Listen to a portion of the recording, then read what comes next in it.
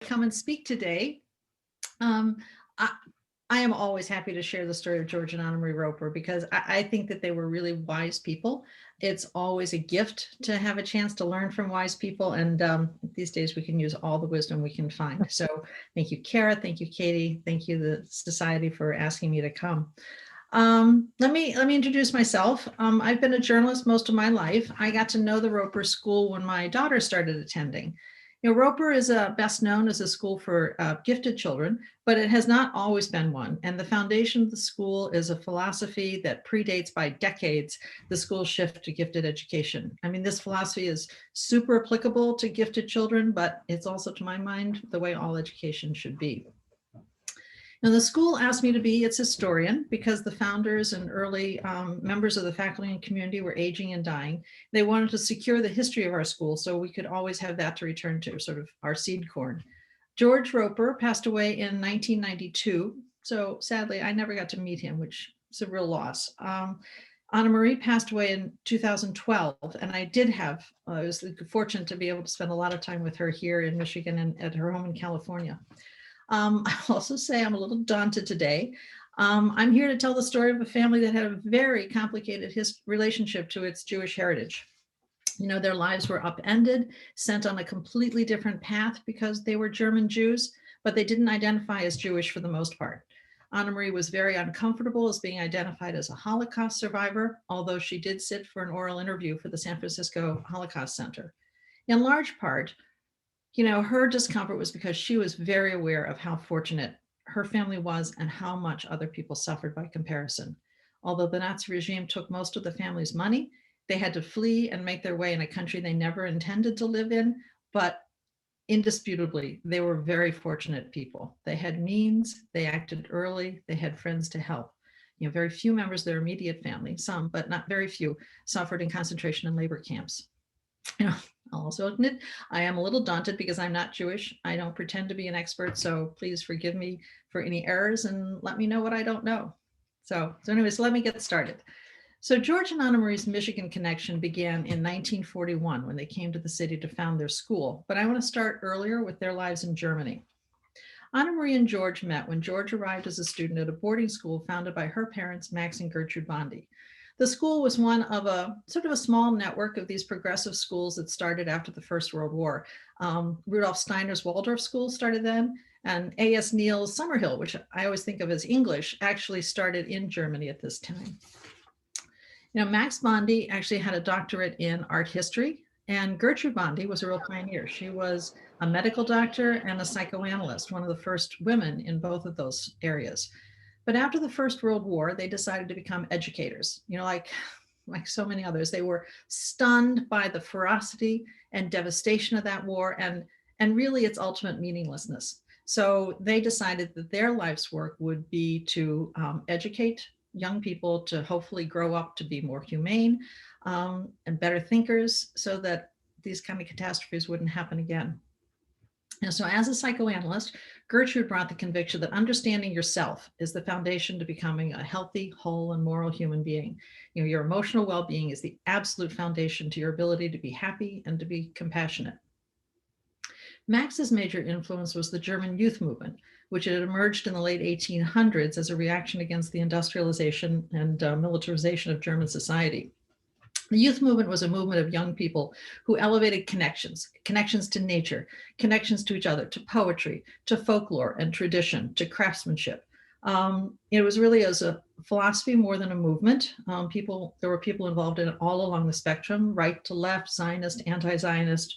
And at its core, what it was an assertion by young people to say, we have the right to shape our own lives according to our own desires. So it was largely this reaction against the sort of stifling rigidity of German society. So Max took away from that movement the desire to shape society so people had more authentic emotional connections and a greater sense of community.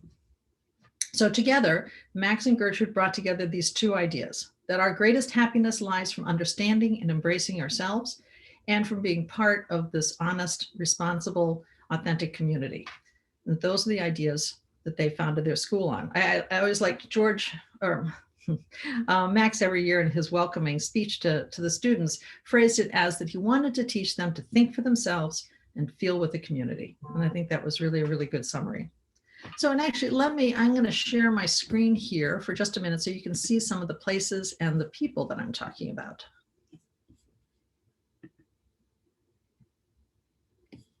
Here we go. Let's see if we can play from the start. Okay. So this is Marienau in 1930. So this was the school, and many of these progressive schools were located in castles and estates, but what Max was really looking for was something more warmer and more friendly, more like a family. And so his father bought for him a farm outside Hamburg. And this is just a classic traditional German farm. The buildings were human scale. There was lots of land. There was land to look at. There was this beautiful pond, or actually it was a river, but it sort of got dammed up. And that was there. The school was democratic, which is unlike some of those other schools in which teachers and students all had one vote. They made decisions about how the school was going to expand. You know, down here you see the students working. They all worked to implement changes that they wanted to see. The school was also co-ed. You know, when they first started, actually being a co-ed boarding school was illegal, but there were really patriarchal, rigid gender roles in Germany, and Max and Gertrude really wanted to have more open, an open gender role so that people sort of got to know each other as human beings. I'm also going to switch a little bit. This is sort of a Wizard of Oz moment. And I am hugely grateful that we have these pictures of Marienau in 1930, but I think that they don't always show the warmth. I visited the school, which is still in operation, in 2017.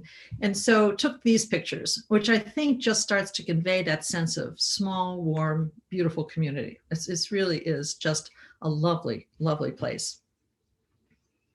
So I just wanted to share those. So here's Max and Gertrude. So here, I think, again, this picture of Max teaching and Gertrude out in the countryside with the students gives you, again, that sense of what they were about. You know, this is 1920s, 1930s Germany. You had schoolrooms in which kids were in desks, in rows. The professor teaching was way up high. And here's Max. They're teaching outside. He's sitting lower than the students. You can see the engagement of the boys with him. You can see the comfort of people with Gertrude. You know, Gertrude's Gertrude's line was always, our main task is to help children know themselves and find a right way of living. So they were really trying to create this place of comfort, of family, of community, and acceptance. Just a few other pictures. Here we have Max down here. He was a veteran of the German army, fought in the First World War. Here they are. Max sadly died young. He was only 59. When they were forced to leave, it was really, he had a blood disease already and took it really hard, struggled really for a lot of years and died at 59. This is at their school here in the US. And here's a picture of Gertrude, who lived about 25 years longer than Max. And I think you can, again, just see the warmth. People just spoke about she heard them when they talked to her, they felt heard by her. So, and here's George and Annemarie at school. Down here, here. So here's Annemarie at 8 at one of the first buildings before they moved to Marienau. Here's a teacher, again, you know, just this friendly, casual, lovely sort of person. Here's Annemarie at 15. Here's George at like 18 or 19 while he was still at Marienau. It always blows my mind how adult people used to look when they were young. You know, the school was, you know, they camped, they hiked, they traveled. Here they were on a camping trip.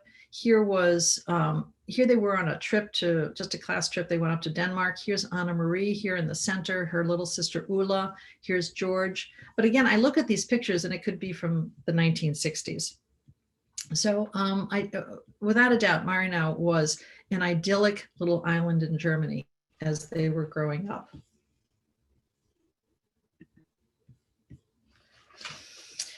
So Max and Gertrude were Jewish by heritage. In fact, their mothers were sisters, so they were first cousins, which was a degree of intermarriage quite common among Jewish families in Europe at the time. Max was the oldest son of a wealthy Hamburg banker. Gertrude was born in Prague to a family of merchants. So the Bondys were not particularly religious. They saw themselves primarily as smart, well-educated, well-connected, powerful members of Hamburg society. There were different relationships to their religion within the family. Max's sister Nellie married an observant Jew and lived in a house next door to Max's parents, who had converted to Christianity. And that was just how the whole family would go to Nellie's house for Hanukkah. Then they would go and celebrate Christmas next door at the grandparents' house. So in 1924, when Max and Gertrude's third child, Heinz, was born, Max decided to convert to Christianity. He was an idealist who wanted to change the world. He had this new vision of education that he wanted to spread.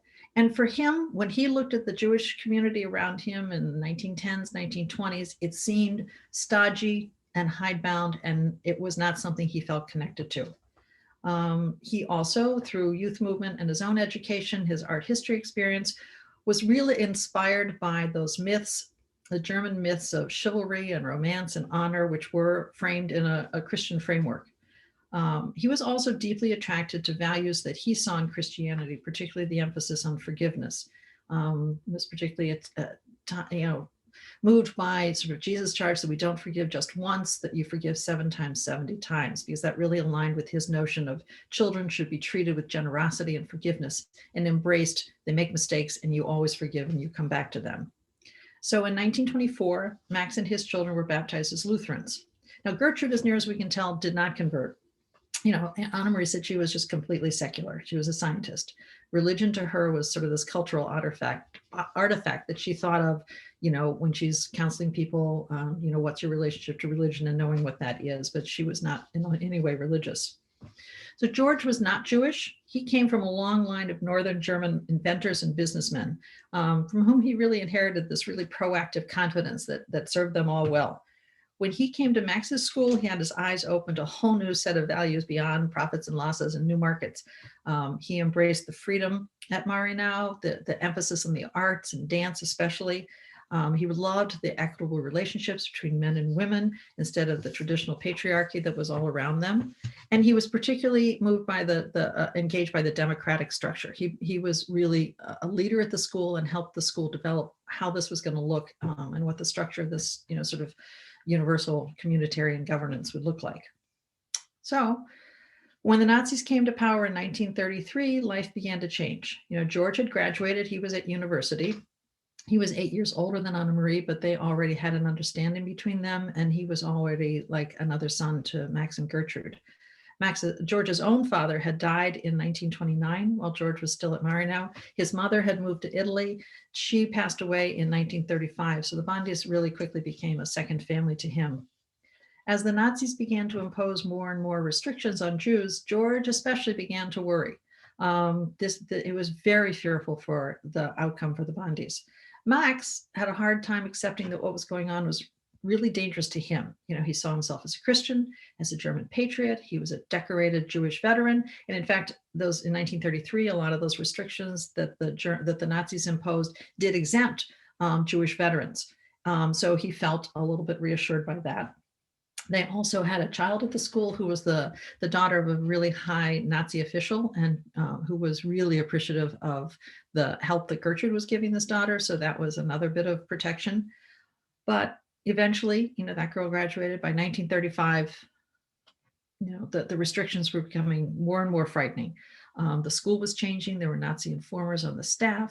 There were mandatory Hitler Youth organizations, and really that atmosphere was poisoned. So by 1936, Gertrude, who was always sort of more pragmatic, she was like, okay, I can see what's happening. I'm taking the 2 younger children. We're going to go to Switzerland and start a school there. Max and Annemarie stayed until 1937 so she could graduate from high school, because if you know, in the German educational structure, if you don't have your high school degree, there's nothing open to you above that. So they wanted to make sure that they got that box checked no matter what. So George was helping them all through this, trying to help find non-Jewish people who were part of this progressive movement to help protect the school. And he found a teacher who came in 37 and bought the school so that it could keep going, and run by somebody who was going to be sort of in tune with their ideas. So then Annemarie and her father left to go to Switzerland. Now, the German government, of course, took all the money as a departure tax that they had taken from the school. So they really started off with really very little money as they left the country. But George also did one other critical thing for the Bondis. as an Aryan, he was able to go in and get them passports that did not indicate that they were Jewish. At this point in the mid 30s, the Germans were still interested in mostly expelling German Jewish families, but other countries, had their own anti-Semitism and lack of interest in letting Jews in. So for them to have passports that didn't indicate that they were Jewish, and as restrictions were imposed, was tremendously important to them. George told an interviewer later he'd never lied so much in his whole life. He was an honest man, but went in and got that for them. So then, and this part of their story always sort of surprises me. So in 1937, in the fall, so they leave. Annemarie graduates in 37. They sell the school. They go to Switzerland. And in the fall, she starts university because, we look back and we know what was coming. But at that point, it's like, well, I should start school because that's what I do. So she went to the University of Vienna and she started medical school, which is how you start that as an undergraduate. She also wanted to be a child psychoanalyst. That's what she really wanted.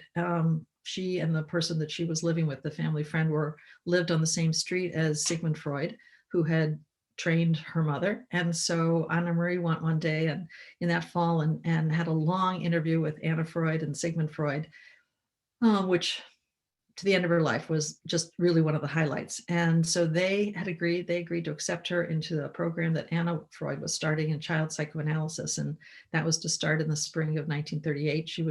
Annemarie was the youngest person that they'd ever agreed to take in for training. So meanwhile, George is in graduate school. He's working on a doctorate in economics. That spring of 38, he was getting more and more worried about the politics of the situation in Austria. So in March, he called Annemarie. Again, people didn't phone that much. So she was shocked. She picked up the phone and there's George saying, I am really concerned about what's happening in the politics there and you need to leave. So she did what he said, and she packed up and she got on a train and went to Prague, where her parents came from Switzerland, to meet her. And as it happened, she was on the last train to cross the frontier before the Germans invaded on March 12th in the Anschluss. There was already still difficult. There were soldiers patrolling the train even that she was on. Annemarie had blue eyes, and she's always remembered she's going along. Soldiers are asking for people's papers, looking at them, and she looks up and with her big blue eyes, and the soldiers pass by. So she arrives in Prague. She does not actually know what's happened behind her with the invasion. And her family was just so grateful that she made it there. There's all this hubbub. And there were also some children on the train that were being sent. Worried parents had already started sending their children, if they could, to the Bondi School in Switzerland as a place to keep them safe, as things were becoming increasingly frightening within Germany. So they get in this big car, and the kids and Annemarie and her parents take the circuitous route to avoid German-held lands and got to Switzerland, to where the school was. So that was the second time that George had saved Annemarie's life. But now George is in trouble because a friend from Marino calls him and says, you're on a watch list to be shot on sight. And we don't know exactly why. Maybe his relationship with Annemarie, maybe because he'd helped the Bondis. George was also editing a journal about progressive education, which, was anathema to the Nazi regime. But that's kind of thing with fascists, is you don't know why you get on the watch list. You just end up on one. So he was just about to do the oral defense of for his dissertation, but that was a public event with a public schedule. He felt that was too risky. So he had to just leave. But he had a plan. He knew that this might come. So he had changed money into gold. He had this little gold bar, not such a big one, but nice they were bigger. He wired that to the undercarriage of his car. And one morning he dressed as though he was going to go mountain climbing. And he drove to the smallest border crossing that he could find in hopes that whatever list he was on hadn't made it to this little crossing yet. So he comes up, he can't take much because he has to look like he's only going for a day's hiking.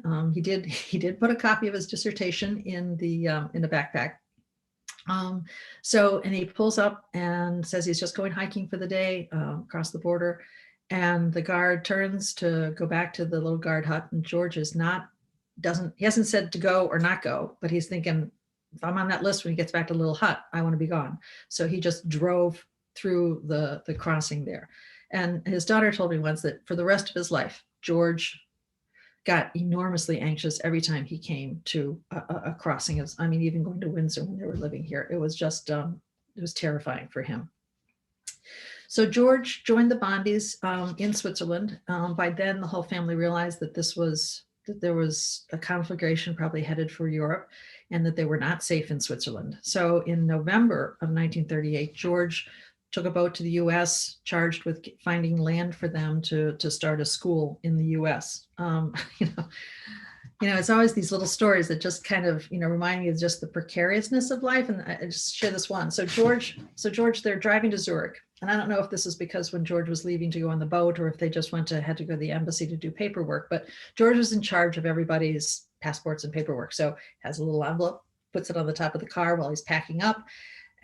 And then they drive off and forgets it. So they get down the road a little bit, and all of a sudden it's like, oh my God, all of our passports. And so they turn around and they drive back. And fortunately, they're all just still lying there on the road in their envelope. So, I mean, really, by late 1938, those were irreplaceable. So it could have gone another way at that moment. So George, George took the boat as a German male of draft age. He had to buy a return ticket. He wasn't going as a migrant, which was money they didn't have, but they had to do that. So then in March of 1939, the whole Bondi family followed to the US. They had very little money, but they were really rich and friends to help them. The Bondis were really pretty well known in Europe, and so they knew Dorothy Canfield Fisher, who was an important American education reformer.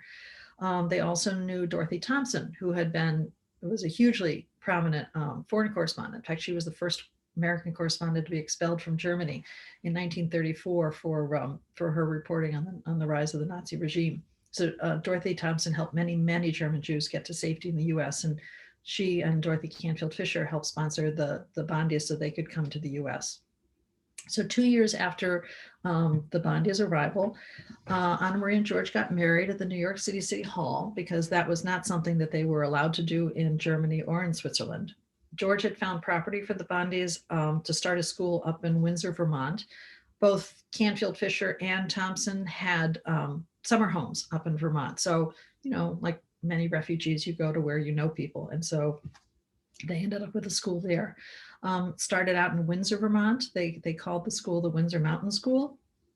So George and Annemarie helped them get it settled up. They spent their first year in the U.S. teaching at a private school in progressive school, sort of a Dewey-based school in New Jersey.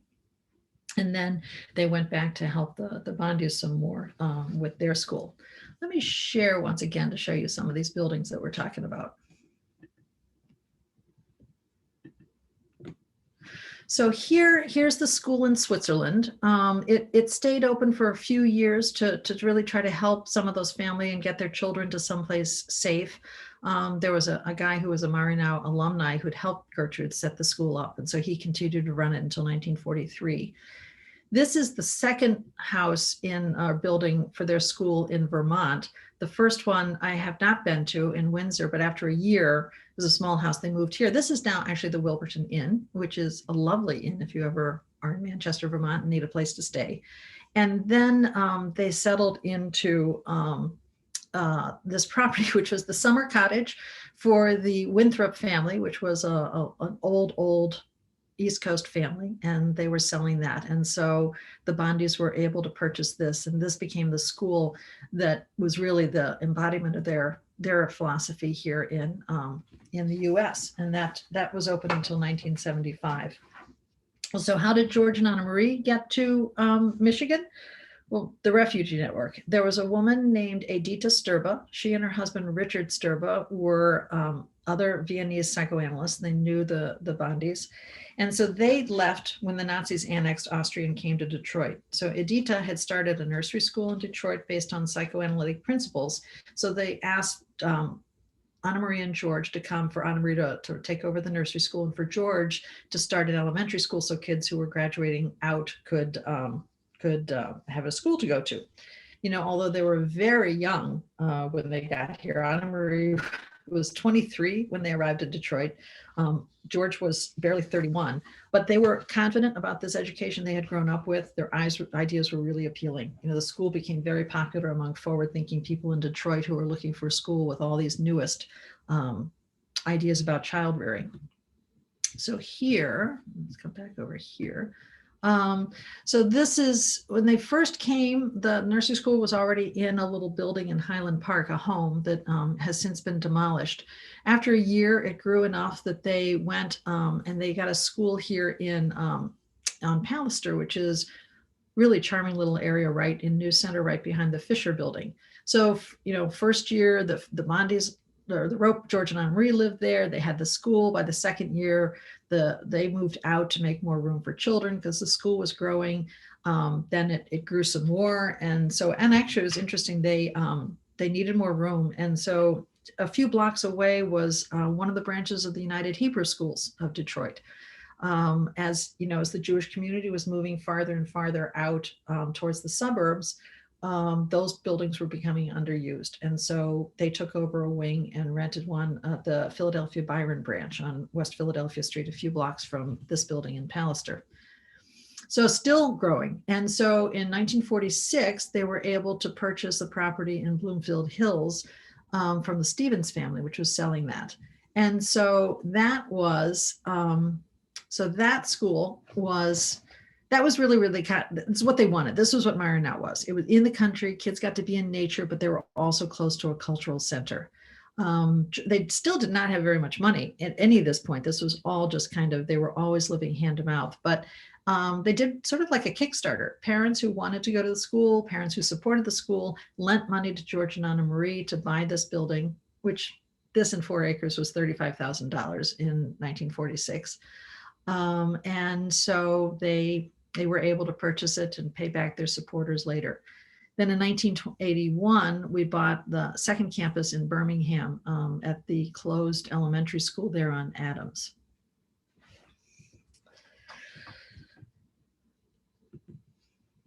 So let me go here. Oh. So George and Annemarie, they took the philosophy that they had grown up with. They based their school on those same principles, that a secure sense of emotional well-being, the ability to respect and connect with others are the foundation of everything. So what did that mean? How does that translate into a school structure? So first and foremost, you need an atmosphere of safety. You can't figure out who you are if you have to hide who you are. And so sort of one of my favorite comments from a student was, she said, Roeper lets you be who you want to be until you can figure out who you are, which I think really kind of conveys what they were about. There were, like at Marcia now, sort of honest, open relationships between the students and teachers. We call each other by our first names to indicate the equality of all of us. There's freedom of choice in owning your own curriculum, owning your own path through the school, and sort of offering a wide curriculum so people can figure out like really what they love and what they don't. You've got the freedom to solve your own problems. In fact, the freedom to fail, find your way back from that. Hopefully work that is rooted in real world problems and try to connect as much to the world outside the school, and to really try to convey respect and empathy. I think what always impressed me about Annemarie and what I've learned from, about George was just how resilient and forward moving they were. I mean, I think you can see in these photos, they were just how warm they were, the intelligence, their openness, right to the very end. Annemarie was just a quick, flirtatious, just mind sparking all the time person. And, it amazed me that after really having experienced the absolute worst of humanity, that they somehow retained this endless optimism that people can grow, that they can learn, that they can be trusted, and that people can trust each other. I mean, just say, I have to admit that I have a hard time with that. For sure, I think, their personalities, they were fortunate in their intelligence and their personalities, but it was also that atmosphere they grew up in, having grown up in an environment where they were loved and encouraged in who they were, where they were empowered to take ownership for their own lives and their choices. They were able to land on their feet in a new country and make their own way. I just, one side note, people often talk about the school as formed as a reaction to the Nazis and the Holocaust. And while it's true, I want to just it's really important to know this philosophy wasn't created in response to what happened in Nazi Germany. Their philosophy was proven. It predated, it was proven by what happened in Germany, that when people are scared, when they don't truly believe that all people have equal worth, terrible, terrible things happen. So they were fortunate in their upbringing too. So George and Annemarie found their purpose as refugees by building a school to make a better world, much as Max and Gertrude wanted to make a better world after the First World War. One of the first issues they tackled was racial justice.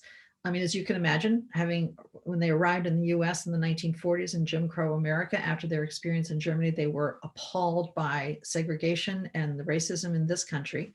They had originally intended to have the school be integrated from the get-go, but in those days, civil rights, people who were supporting civil rights were often tarred as being communists, and friends advised them that they might not get their citizenship if the government thought that they were these communists because they supported civil rights. So while they integrated the school in the 1940s, they had to wait until the 1950s to, the faculty of the school, but they had to wait till the 1950s before they could start integrating the student body once they had secured their citizenship. And so in 1955, Annemarie, who was really active in the network of doctors and psychologists in Detroit, the family of this brilliant, the Canes in Detroit. So their children started at Roeper, and it was the first independent school in Michigan to have an integrated student body.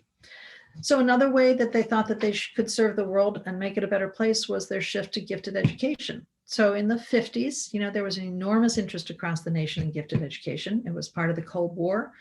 All of a sudden we were like, well, we need to identify these kids. We need to train them to build rockets and bombs. And so we can beat the communists.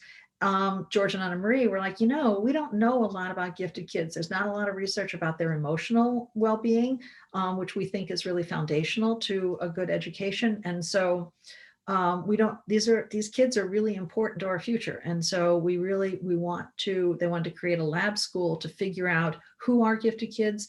Do they learn differently? Do they have a different emotional growth pattern? And so they brought in a bunch of experts from Columbia and all the universities that were studying gifted ed. And they had a conference like, okay, as far as we know right now, what would be the optimal program for educating gifted children? And these professors actually were like, yeah, pretty much what you're doing. But then they did some structural rechanging. In the fall of 1956, the school reopened as a school for gifted kids. Anybody who was in the school already could stay, but new admittees were all had IQ tests and were only gifted kids were admitted. So there was only one other school in the US operating at the time to serve gifted children exclusively. And so that was a public school in New York and part of the Hunter College. And so Roeper is the oldest independent school in the country that's exclusively focused on gifted children.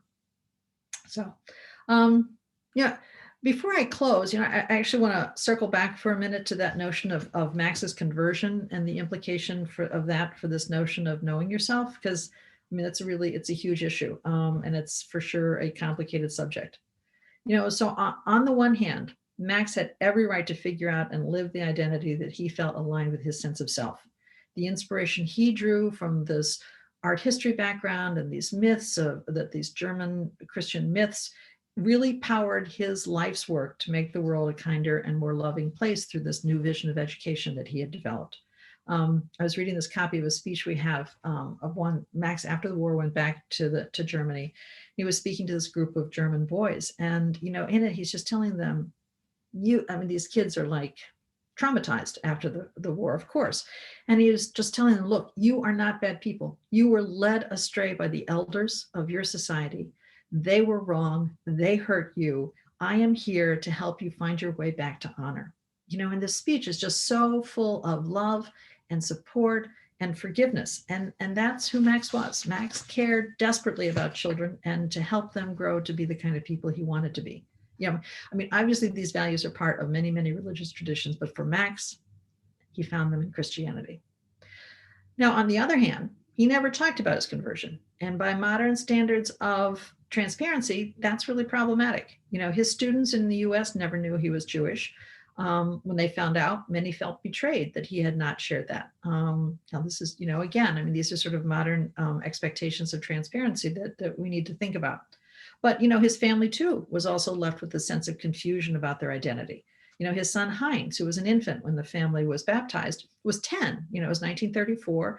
Max and Gertrude are explaining to the family, we may need to leave Germany because of the Nazi regime, because we're Jewish. And Heinz was like, what? Like, we're Jewish? Like, and this was a kid who'd spent his life, going to Aunt Nellie's for Hanukkah and going to Grandpa Siegfried's for Christmas.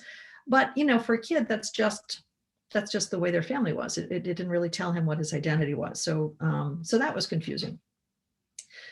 This lack of transparency caused Annemarie a lot of pain. I mean, she told me this really poignant story. She was 6 when the family was baptized as Lutherans. So she was old enough to know that there was a before. And, in that way that children have this magical sense of power, that what they do shapes what happens around them.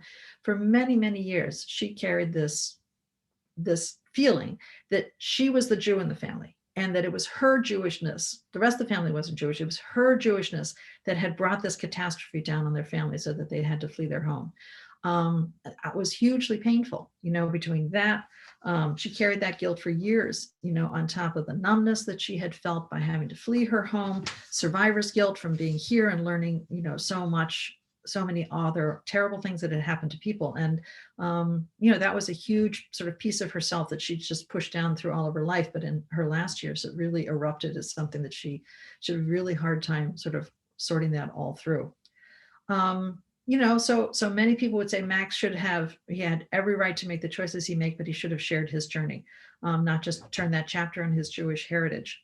But I think that this complicated story, it's one that's shared by in not necessarily in the same details, but in many of the same ways by many families. I think really speaks to how strongly we want to be able to live the truth of who we are, and the pain that comes that when we can't. So I just wanted to circle back to that for a little bit. So these are the values of the Bondi Roeper schools. They were rooted in psychoanalysis and the youth movement, tested by 2 world wars, by the Holocaust, by the injustices of American segregation. These are really big values and really big goals. I mean, I'm going to be honest, I mean, for all of us as educators, as parents, as friends, as citizens, these kinds of values are aspirational, and we don't meet them all the time. But, what we can carry is these values that George and Annemarie asked of us, which is to live our truest selves and to make a better world as we go through it, are ones that we can sort of return to and live by. So thank you. So thanks for letting me share that journey. It's one that means a lot to me. I think it's a powerful story. So if anybody has any questions, I'd be happy to take them. Just saying thank you. We have had a couple of questions that have come through. The first is, could you expand a little bit more on what George studied and about his PhD? Okay, so George's dad had left money for him for school, but it said you can only go to school if you study business. So even though all the stuff, I mean, after Marcia now, he'd always had it in his head that he wanted to be a headmaster like Max, who he admired. But he studied economics. So he was getting a PhD in economics. He did his undergraduate work in Munich and in Cologne. His final work, his dissertation for his PhD, was at the University of Greifswald, which is way up in northern Germany. But actually, his dissertation was on the notion of government funding of university work for students. So he was always interested in the notion of equity and making that possible for more and more people to get more and more education. Another question that came through was, you talked a lot about their Jewish heritage and, how it affected them, how it impacted them. Is this something that is really a big part of your typical history of the Roeper School, or is it something that you focused on just for us today? Is it as big a part of the Roeper School story? Well, I think it is. And I think because the fact that they were refugees and the fact that what they drew on to find the strength to live as they were refugees necessarily includes the fact that they were Jewish. And this notion that they had this conflicted sense of identity is, I think, really important for people's sense of what this journey to understanding, to self-actualization, to understanding who you are is about. So yeah, it's a story we talk about a lot. Yeah. Could you expand a little bit about the Kurt Bondy and Gross Breeson relationship? Yeah, well, I wasn't sure how far to go on that. So Kurt Bondy was Max's brother. There was Max, and then Nellie, and then Kurt and Walter. And Walter died in the First World War, but Kurt was a professor who was teaching in Germany in what became he was really kind of a creator of the social work concept. He cared a lot about youth. He was one of the first German Jewish professors to lose his professorship in 1933 after the Nazis cut all Jews from any sort of civil service positions, which a university one was. So Kurt was asked by a group of Jewish elders to head up a school called Gross Breeson, and that was up in northern Germany. And so what they were looking at was, how do we get the children out? It's the middle of the Depression. Many countries had closed their borders to all kinds of people because of economic pressures, but farmers were needed. And so they had the idea that if we teach these kids, most of them are city kids who barely know one end of a cow from another, how to be farmers, they will be more likely to be able to be accepted into another country and emigrate. So they started the school, and Kurt was one of the leaders of it. And so they taught kids not only farm work, but they also taught them. Now, Kurt didn't, because the family had been so secular, he didn't have so much, but they were teaching them a lot of Jewish history, and they were also looking to build up their sense of strength that they could get from some of these community notions that Kurt also was a big part of, because he had been active with Max in the youth movement, and also their Jewish heritage. And that school in 1938 on Kristallnacht, all of the boys above 18 and the men were taken to Buchenwald for 5 years. There's a harrowing story that Max wrote, that Kurt wrote that experience for a journal. And it really, but that was about how they applied these notions of caring for each other and caring for those around them as they could in order to survive. And all of them came out. This is really when Buchenwald was more just sort of holding people. They went out, and many of them left. Kurt spent the war years here teaching at William and Mary College, and then went back and was working a lot with the young boys of Germany, dealing with the trauma of after the war. Did the other Bondy schools shift to gifted education? And then a second part of this question is, are any still in existence? The only one that's still in existence, Le Rayon, was really just a temporary one. The only one, and Windsor Mountain closed in 1975. There were, for a lot of reasons. A lot of them just sort of primarily financial. And the Roeper School was the only one that shifted to gifted education. And, as Annemarie talked about, that was in the US, that was a big part of education in the 50s. Or of national sort of interest in education. And it was one that interested them. They kind of looked around Roeper and they thought, I think we have a lot of these gifted kids here already. And in fact, when they tested everybody in 1956, 75% of the students were. Now, the school had kids from IQs of 70 up to 160. But that was a group of people, I think, because they were gifted themselves, that they thought they just identified with, and they enjoyed. And so this kind of was a confluence of both need and personal interest and kind of the situation that they were in. One of our viewers recalls a short documentary about the Ropers having been made and was wondering if it's still available for viewing. It is. Actually, Kara is going to send an email, and on that email is a list of, she's going to attach to it a list that I put up of resources.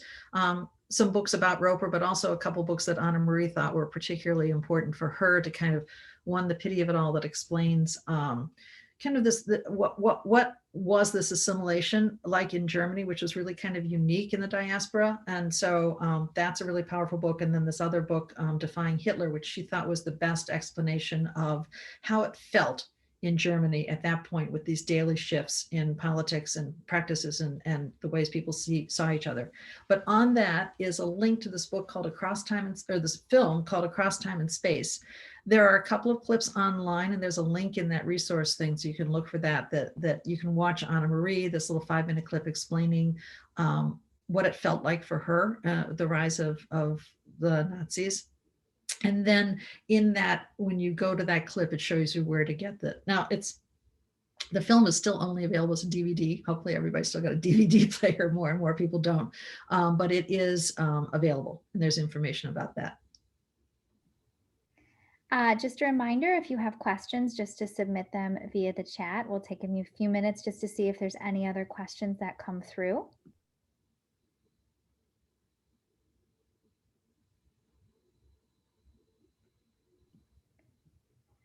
I don't see any other questions. Oh, here's another one. Was there ever any controversy on the age difference between George and Annemarie? Well, it was significant. Annemarie tells about, she was 11. She always considered herself clumsy, and when she was 11, she was hit by a car, and she is slow moving going through the school. She had a concussion, and George, who was like 18 or 19, would just come and read poems, keep her company while she was lying there. In those days for your concussion, you're just lying there for a very long time, not doing anything. And she talked about how the other girls were all like, well, why is he spending all this time with this child? So yeah, I mean, Gertrude was a psychoanalyst with a pretty open idea about, the importance of sex and the importance of, yes, being able to, that's a whole big complicated part of our minds, but we need to be open to all of it. So they didn't ever really have a problem with the age difference between George and Annemarie. And I think within the milieu at Marienau, it wasn't so weird. I think there were just sort of some jealousy there on the one hand. And then once once you become an adult, that's kind of not so much of a change. I think they just were a family from the very beginning. George just immediately bonded with Max and Gertrude, and they were just like this family. I don't know if that answers that. Any observations about Annemarie never getting a college degree? Oh, well, they both were. George came when they came to Detroit. George hoped that he could finish his dissertation at Wayne State. That was really, they thought they'd come here for a year and start the school and do the stuff for the Sturbas. But it was so busy. I mean, they were starting a family. They had their first child soon after that. They were running the school. It's just in the middle of wartime. So, George, one of the things that they did to get people was like, we'll pick up your kids. We'll drive our station wagon and we'll get you. This is in the middle of war with tire rationing and gas rationing. And they were both in analysis. So they were driving to Grosse Pointe 2 or 3 times a week for analysis, both of them. So their lives were, and they had residential students also in this little house in Highland Park. So it was a crazy, chaotic time. So he never got to finish his dissertation. Annemarie started thinking later that she would like to finish her dissertation or her undergraduate degree. But at that point, she's running the school. I mean, she's teaching, she's lecturing. It seemed like a waste of time. So it meant a lot to them. Shortly before they retired at the end of in 79 and 80, in 1978, I think it was, Eastern Michigan University gave them both honorary doctorates in education, and that meant a lot to them. Annemarie always talked, frankly, that conversation with Sigmund and Anna Freud was the high point of her academic life, and she felt like that was her whole education right there. Is there more about the city and country school as a crucible for integration in the city of Detroit? So City and Country School is the name of the school. It was when in 41, when they came, there was the Dita Sturba Nursery and the Roeper Grade School. So that's where we start the beginning of our schools, with the Roeper Grade School. When they moved out of the country, they were City and Country School. This is just background for what this refers to. And because that was sort of what they were about. And then as they, there's Country Day, there was a girls' country, City and Country School. There was like too many schools with that. And so in 66 for the 25th anniversary of the school. They made it the Roeper City and Country School, which kind of distinguished them a little bit more. So that's referring to that era.